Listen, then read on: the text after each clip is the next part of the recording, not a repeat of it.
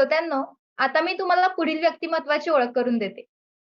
प्राध्यापक फाटक सर हे जातिवंत शिक्षकाचं मूर्तिमंत उदाहरण आहेत आणि त्यांची ओळख करून देण्यासाठी आपल्याकडे असलेला कार्यक्रमाचा वेळ सुद्धा अपुरा पडेल. म्हणूनच वेळेअभावी मी थोडक्यात त्यांची ओळख करून देण्याचा प्रयत्न करते. प्राध्यापक फाटक सर यांनी 47 वर्ष IIT बॉम्बे या नामांकित इन्स्टिट्यूटमध्ये ज्ञानदानाचं काम केलेलं आहे. आपण IIT मुंबईमध्ये गेलो आणि तिथे BTech, MTech, MSc करणाऱ्या विद्यार्थ्यांना, PhD स्कॉलर्स किंवा IIT मध्ये बाहेरून प्रशिक्षणासाठी येणाऱ्या व्यावसायिकांना जर आपण हा प्रश्न विचारला, की सगळ्यात चांगले शिक्षक कोण? तर त्यांच्याकडून एकच नाव ऐकायला मिळतं आणि ते म्हणजे प्राध्यापक फाटक सर यांचं. आणि एका शिक्षकाला याच्यापेक्षा वेगळं ते काय हवं असणार? सध्या ते IIT इंदोरचे BOGचे चेअरमन आहेत. त्याआधी NIT अगरतला येथे ते चेअरमन होते. अनेक कंपन्या आणि बँकांमध्ये संचालक मंडळ तसेच सल्लागार मंडळावर त्यांचे नाव आपणास पाहायला मिळते. विज्ञान आणि तंत्रज्ञान विषयामध्ये केलेल्या उल्लेखनीय कामगिरीसाठी त्यांना पद्मश्री पुरस्कार प्रदान करण्यात आलेला आहे. मी फाटक सर यांना विनंती करते की त्यांनी आपल्याला मार्गदर्शन करावे. धन्यवाद साक्षी. मी थोडं हिंदीतून आणि थोडं मराठीतून बोलणार आहे, चालेल ना? Yes, that's what we need to do.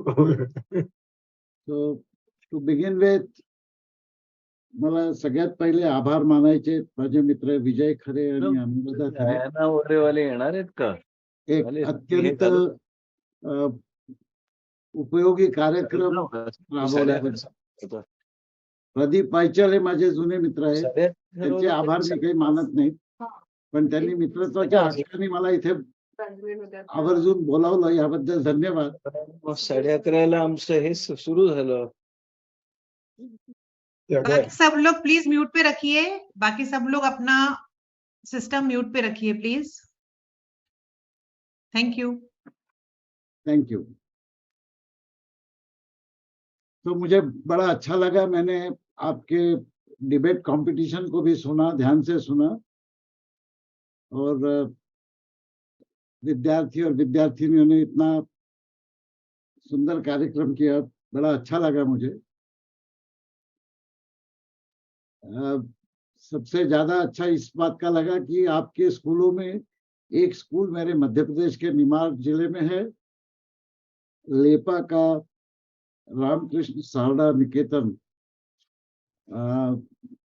आपको शायद पता नहीं होगा, मैंने मध्य प्रदेश के 11-12 स्कूलों में शिक्षा पाई है और इंदौर में सबसे ज्यादा समय व्यतीत किया है. खरगोन जिले से मेरा संबंध ऐसा रहा है कि मेरे दादाजी एक पिपलाई गांव में खेती करते थे उस जमाने में, और मेरे कुछ मित्र हैं जो अभी भी वहाँ भीकन गांव के पास काम करते हैं. दिसंबर में मैं वहाँ जाने वाला हूँ.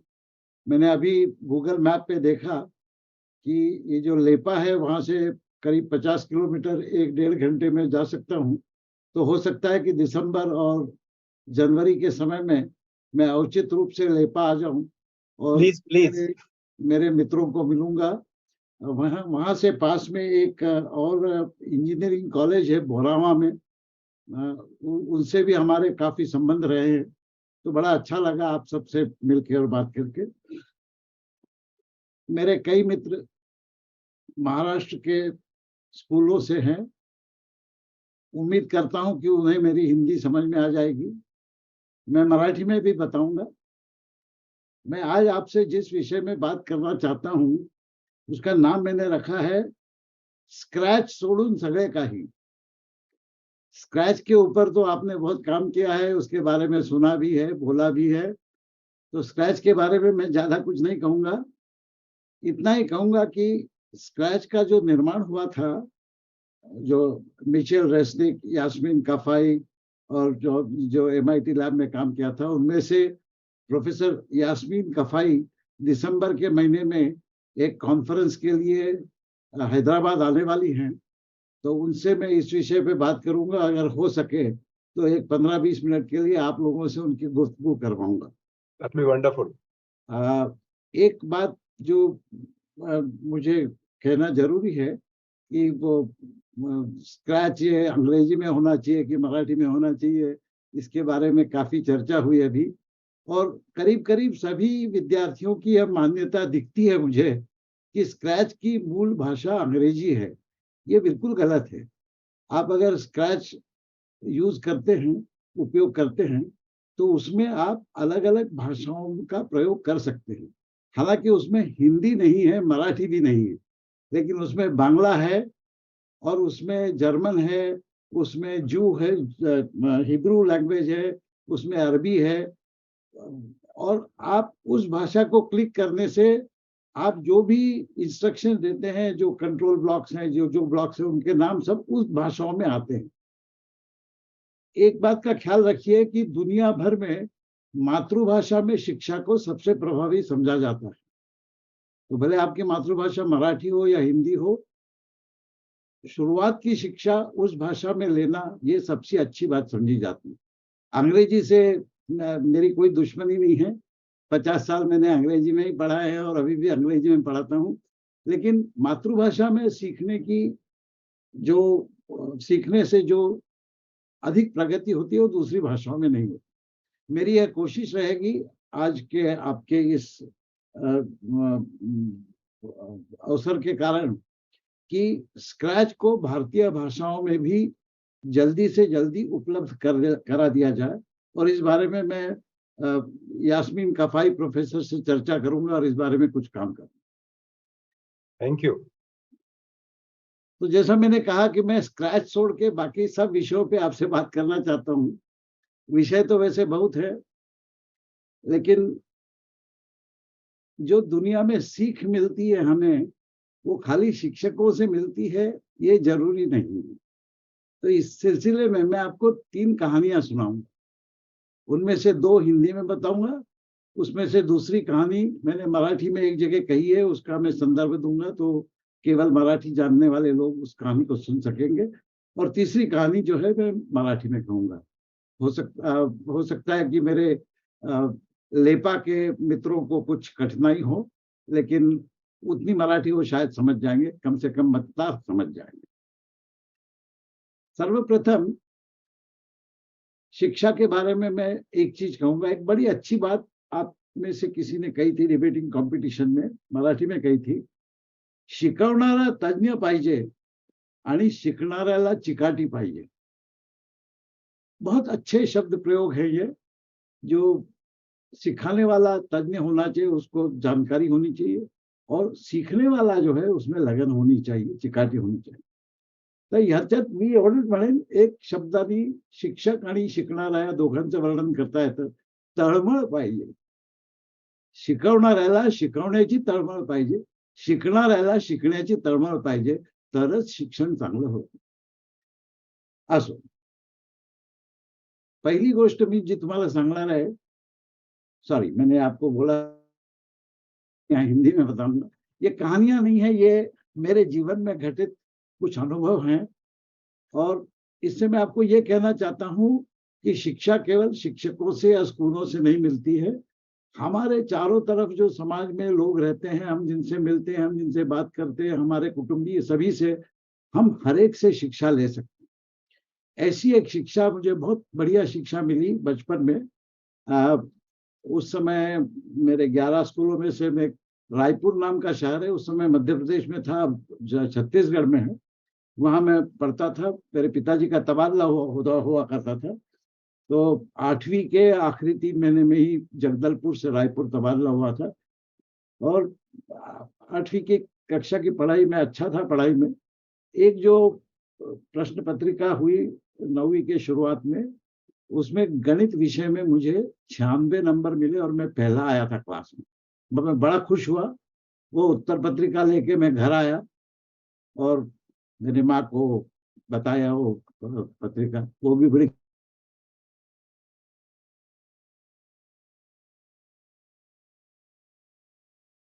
What happened?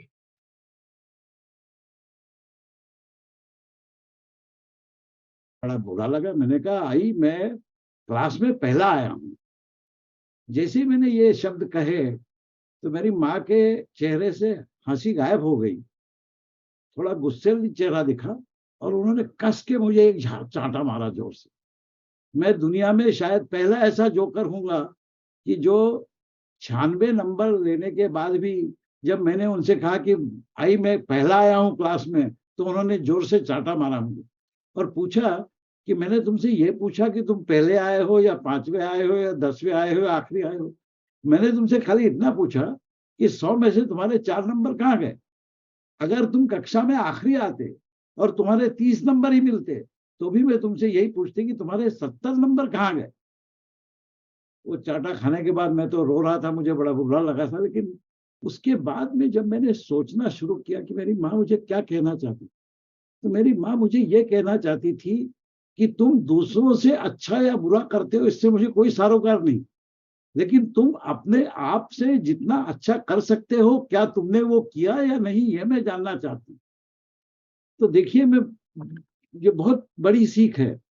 हम लोग दुनिया में भेड़-चाल चलते रहते हैं, जिसको बोलते हैं रैट रेस में भाग लेते रहते हैं। उससे ज़्यादा नंबर मिलना चाहिए, कम नंबर मिले तो बुरा लगता है, ज़्यादा नंबर मिले तो अच्छा लगता है, अच्छे कॉलेजेस में एडमिशन होती है वगैरह-वगैरह, वो सब ठीक है। लेकिन इस सब संदर्भ में हम एक तुलना करना भूल जाते हैं कि कोई भी काम करने के बाद हम कभी ये नहीं देखते कि क्या मैंने इस काम को उतना अच्छा किया जितना मैं कर सकता था? ये सवाल अपने आप से पूछना मेरे ख्याल में बहुत ज़रूरी है। आप किसी और से कंपैरिज़न ना करें। कोई आपसे ज़्यादा नंबर लाएगा, कोई आपसे कम नंबर लाएगा, कोई ज़िंदगी में आगे बढ़ेगा, कोई पीछे रह जाएगा, उससे ठीक है, उसको रैट रेस में आपको पार्टिसिपेट करना है तो करते रहिए। लेकिन सर्वप्रथम और सर्वोत्तम काम ये है कि आप अपने आप का आत्मनिरीक्षण करें। हर परीक्षा के बाद, हर काम करने के बाद, और खाली ये सोचें कि क्या मैं इस काम को और अच्छा कर सकता था?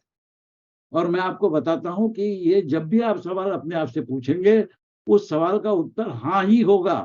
क्योंकि जब आप इस तरह से आत्मनिरीक्षण करेंगे, तब आपको अपनी गलतियों का एहसास होगा और उससे आप सीखेंगे, और उससे आप जो सीखेंगे, वो आपको आगे बढ़ाएगा।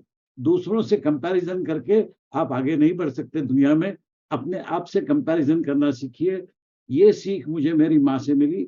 अभी तक मैं उनका ऋणी हूँ और इस सीख को मैंने पूरी ज़िंदगी भर निभाया है और बहुत उचित पाया है, क्योंकि जब भी मैं इंट्रोस्पेक्शन करता हूँ, आत्मनिरीक्षण करता हूँ किसी काम के बाद, तभी मुझे पता चलता है कि मैं इस काम को और अच्छा कर सकता था, अगर ये गलतियाँ ना करता तो। इस बात को आप लोग कृपया ध्यान रखें। दूसरी कहानी मैं सुनाने वाला हूँ आपको। ये जो मैंने अभी घटना सुनाई, ये उस समय की थी जब मैं 9वीं कक्षा में पढ़ता था। शायद 1956-57 की बात होगी, बहुत ही पुराना समय था। लेकिन ये दूसरी घटना जो घटी, तो उस समय मैं आईआईटी में प्रोफेसर था। शायद 20-25 साल पहले की घटना है, 2000 या 2001 साल में। हमारे बंबई के निकट एक वाड़ा करके गाँव है। थाना में मराठी विज्ञान परिषद के कुछ कार्यकर्ताओं ने मुझे कहा कि उनका जो वार्षिक सम्मेलन है इस बार वाड़ा में है। आप में से अधिकतर लोगों को पता नहीं होगा, वाड़ा जो है वो ट्राइबल बेल्ट में आता है महाराष्ट्र के।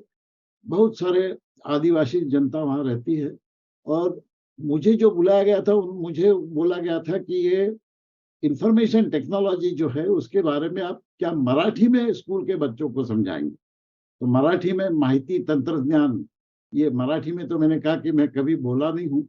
हालांकि मराठी मेरी मातृभाषा है, लेकिन मेरी पूरी शिक्षा हिंदी में हुई थी। मराठी बोल लेता हूँ, घर में बोलता हूँ। तो मैंने कहा ठीक है, कोशिश करूंगा। कि ये कौन से बच्चे? तो उन्होंने कहा कि ये बच्चे अधिकतर आदिवासी समाज से जो रहता है वहाँ वाड़ा के आसपास, उन स्कूलों के बच्चे आने वाले। तो मैं बड़ा खुश हुआ, मैंने तैयारी करी, गया, भाषण दिया। 300 बालक बालिकाएं थे, बिल्कुल आप जैसे। भले ही वो आदिवासी क्षेत्र से आए हों, लेकिन उनकी आंखों में वही चमक थी जो दुनिया के किसी भी विद्यार्थी विद्यार्थिनी के आंखों में मुझे दिखती है। भाषण अच्छा हुआ। उसके बाद एक वो बड़ा सा गोल वेन्यू था। नीचे आए तो नीचे पटांगण था, वहां पे लड़के लड़कियों ने इमीडिएटली कुछ अपने कापियां निकाली और मुझसे दस्तखत लेने के लिए, मुझे दस्तखत करने के लिए बोला। मैंने कभी इस तरह से दस्तखत नहीं किए थे। देखा था फिल्म स्टार वगैरह करते हैं दस्तखत, तो मुझे लगा मैं भी कोई बड़ा फिल्म स्टार हो गया हूँ। तो मैं एक जगह बैठ के कॉपियों पे मैसेज लिखना और दस्तखत लिखना चालू किया। तो उनमें से एक बच्चा खड़ा था, मैंने उससे पूछा तुम्हें दस्तखत नहीं लेने? नहीं, बोला मुझे आपसे कुछ सवाल पूछने। तो मैं अपने दस्तखत करता रहा। उसी बीच जो संयोजक थे वो आए, उन्होंने कहा कि जो आज के चीफ गेस्ट हैं वो शायद लोकसभा या विधानसभा के सदस्य थे, बड़े व्यक्ति थे। तो कहा कि वो आपकी चाय पे राह देख रहे हैं, आपको भी जल्दी जाना है आईआईटी, तो चलिए। तो मैं जो आखिरी दस्तखत कर रहा था, दस्तखत करके वो कॉपी वापस दे दी और उनके साथ चलने लगा। तो एकदम मेरा हाथ किसी ने पकड़ लिया। तो देखा तो वो छोटा बच्चा जो खड़ा था वहां पे, तो उसने कहा कि आपने मुझे कहा था कि आप मेरे सवालों का जवाब देंगे। मैंने कहा अरे भाई, वो मुझे जाना है, वो देखो चीफ गेस्ट रुके हैं चाय के लिए। उसने कहा कि सर आपका भाषण सुनने के लिए मैं 11 किलोमीटर पैदल चल के आया हूँ। तो मैंने कहा पैदल चल के आए, क्यों? तो बोले उसमें क्या है, मेरा स्कूल भी 6 किलोमीटर दूर है, मैं रोज पैदल जाता हूँ और आता हूँ। तो मैंने उससे पूछा कि भाई क्यों, तुम्हारे यहाँ कोई टमटम, ऑटो, बस ऐसा कुछ नहीं है क्या? तो उसने हंस के जवाब दिया मराठी में, आहे साहेब पण परवडत नाही, है ऐसी व्यवस्था है, लेकिन मेरे पास, मेरे कुटुंब के पास इतने पैसे नहीं है कि वो खर्च करके वो बस से मैं आ जा सकूं, इसलिए मैं पैदल जाता हूं। मुझे बड़ा अचरज हुआ और फिर वो अभिमान से बोला, लेकिन सर मैं कक्षा में पहला आता हूं। तो मैंने उन संयोजकों से कहा कि हमारे एमपी महोदय को कहिए कि मेरी तरफ से माफी मांग लीजिए, मैं अब इस बच्चे को छोड़ के कहीं नहीं जाऊं। उससे बात करना शुरू किया, तो क्या सवाल पूछो। तो उसने कहा कि मुझे इंफॉर्मेशन टेक्नॉलॉजी में एक्सपर्ट बनना है, मैंने क्या पढ़ाई करना है, मला माहिती तंत्रज्ञानातला तज्ञ व्हायचं आहे, तर मी काय अभ्यास करू? तो मैंने उनसे पूछा भाई कौन सी कक्षा में पढ़ते? तो बोले 9वीं में पढ़ता हूँ। तो मैंने पूछा गणित अच्छा लगता है, साइंस अच्छा लगता है? बोला हाँ। तो मैंने कहा उसकी पढ़ाई करो। 11वीं 12वीं के बाद उसको मैंने इंजीनियरिंग में एडमिशन के परीक्षा होती है वो बताया, जॉइंट एंट्रेंस एग्जाम के बारे में बताया। मेरी ये धारणा थी कि वो बच्चा मुझे इसलिए सवाल पूछ रहा है कि उन दिनों इंफॉर्मेशन टेक्नोलॉजी का बड़ा बोलबाला था। जो भी उसमें पढ़ाई करता था उनको अच्छे जॉब मिलते थे, अच्छा पगार मिलता था। तो मुझे लगा कि नेचुरली ये बालक जो है वो भी अपनी और अपने कुटुंब की अर्थव्यवस्था को अच्छा बनाने के लिए कोई अच्छा जॉब चाहता है, ताकि उसको अच्छा पगार मिले, अच्छे पैसे मिले। तो मैंने कहा ठीक है, कोई हर्ज नहीं उसमें, उसको बताते गया। फिर भी आखिरी में मैंने उससे ये पूछा कि भाई तुम इंफॉर्मेशन टेक्नोलॉजी में एक्सपर्ट क्यों बनना चाहते? और मुझे अंदाज था कि वो यही कहेगा कि भाई अच्छी नौकरी मिलेगी वगैरह। लेकिन उसने क्या जवाब दिया है आप सुनिए उस जवाब। उसने मुझे कहा कि सर आपका एक विद्यार्थी है नंदन नीलेकणी, उसने इन्फोसिस नाम की कंपनी बनाई।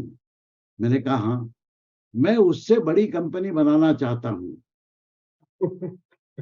अब देखिए उस छोटे से बच्चे की हिमालय जैसी आकांक्षा।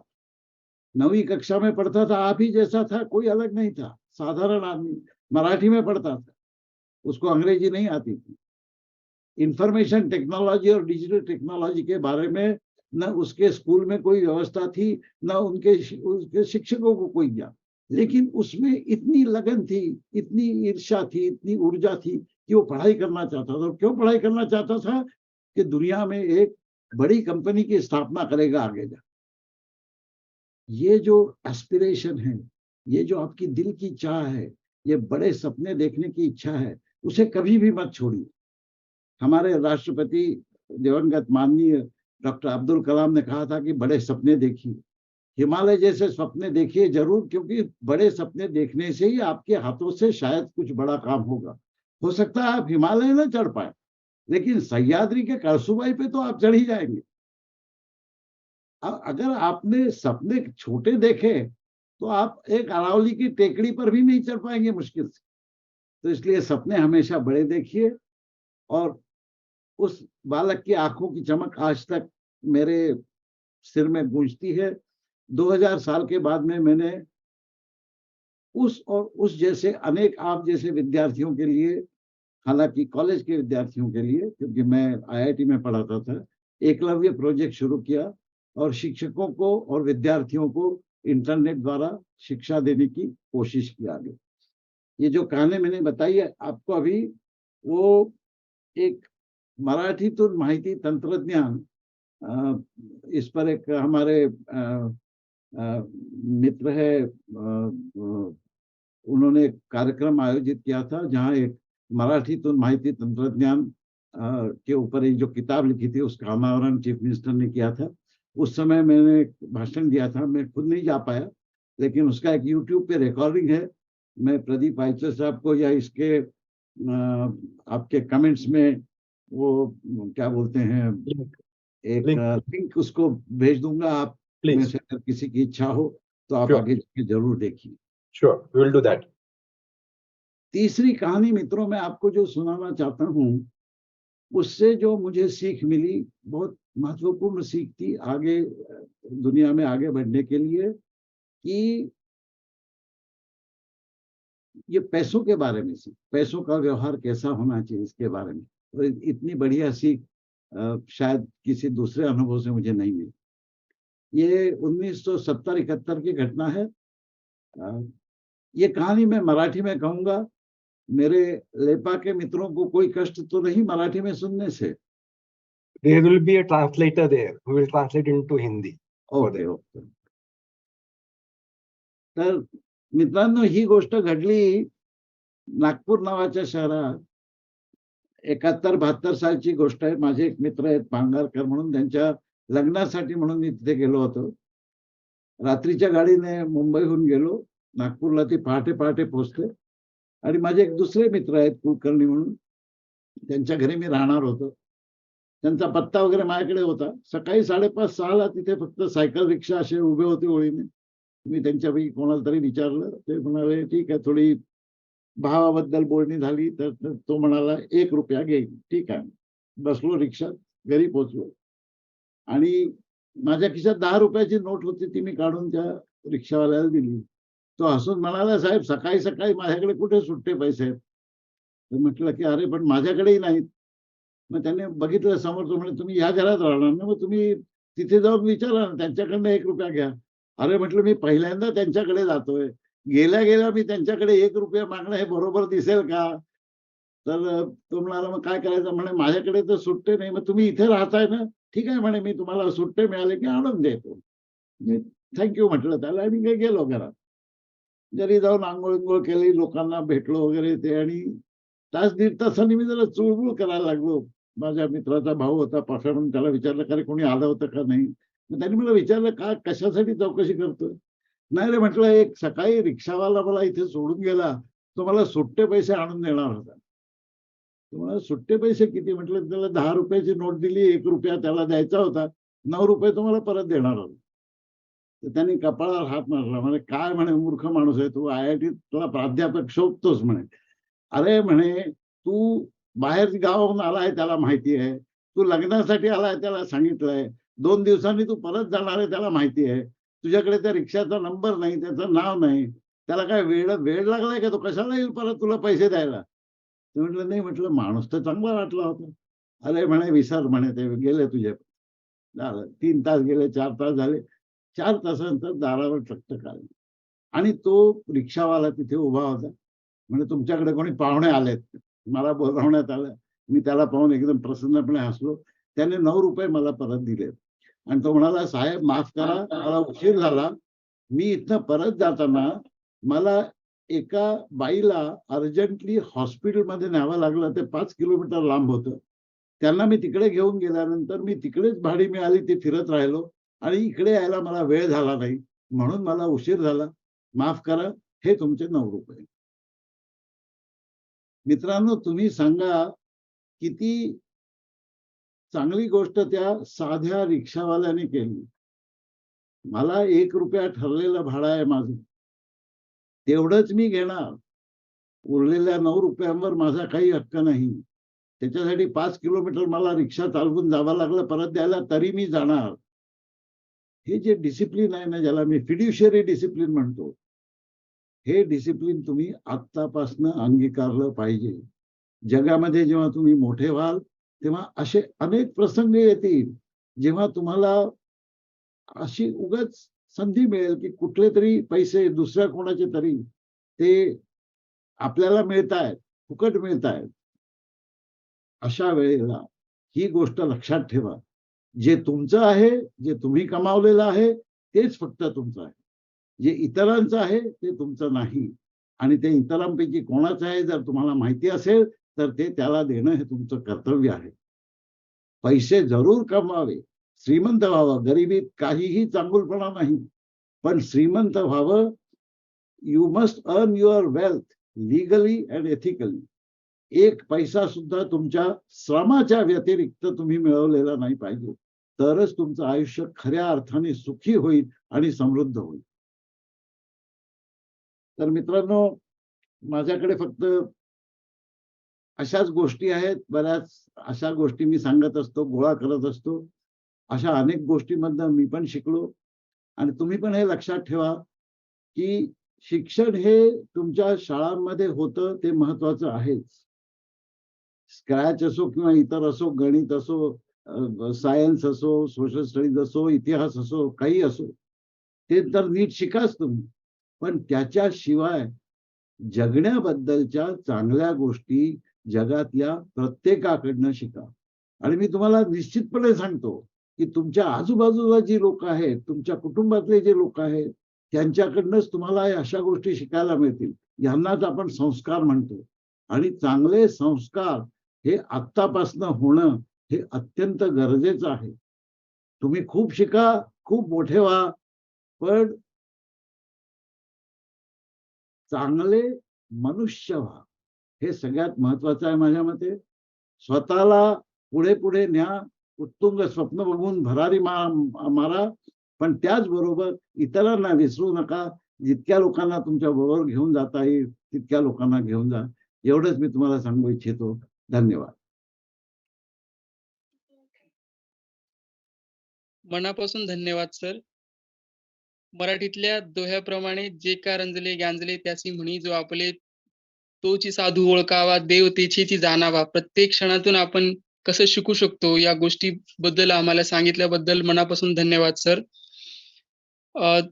धन्यवाद माननीय फाटक सर. आपल्या उपस्थितीने आणि मार्गदर्शनाने आम्ही धन्य झालो. As a token of gratitude, we would like to present a memento to you. Being a virtual session, right now we will show a memento on the screen. Tomorrow our team will personally deliver to you, sir. दिसतंय का तुम्हाला sir?